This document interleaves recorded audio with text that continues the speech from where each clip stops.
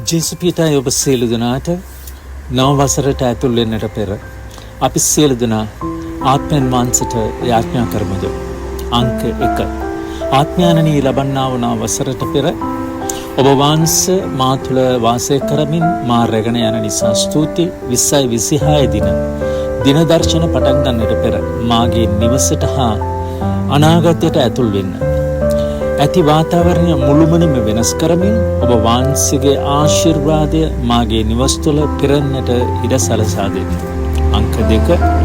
මාගේ නිවස තුළ මෙතෙක් කල මට විරුද්ධව ක්‍රියා කළා වූ ප්‍රමාදය, පීඩා, බිය, කලබලකාරී තත්ත්වය, ආත්ම බලවේගය හා දුප්පත්කම මින් ඉදිරියේ මාර්ගපසු පිස නොයන ලෙස ආරක්ෂා කරන්න. අංක 3. නව වසර මා පාදවන්නට පෙර මගේ නිවසේ පාලනය මුළුමනින්ම ඔබ වහන්සේගේ අතට බාර ගන්න. නිවසේ සියලුම දොරටුවල්ද කාමරවලද සෑම සාකච්ඡා හා ගන්නා වූ තීන්දුව తీරනවලද අපව ආරක්ෂා කරන්න. මේ සියලුම දේ නව වසර පටන් අපේ නිවසේ සිදු කරන්න. අංක 4. සමාදානය එකමුතුකම සියල්ල ක්‍රමානුකූලව නිවසේ සිද්ධ වෙන්නට සලසන්න. මෙම නිවසේදී ඔබ වහන්සේගේ විවේකයේද ප්‍රසාදයේද සුවය හා වර්ධනය ඇතිවන පිණිස වාතාවරණය මුළුමනින්ම වෙනස් කර දෙන්න. අංක 5. ඔබ වහන්සේගේ ආශිර්වාදය, උපකාරය හා රැකවරණය මෙම නවවසරේදී නිතර ලබා දෙන්න.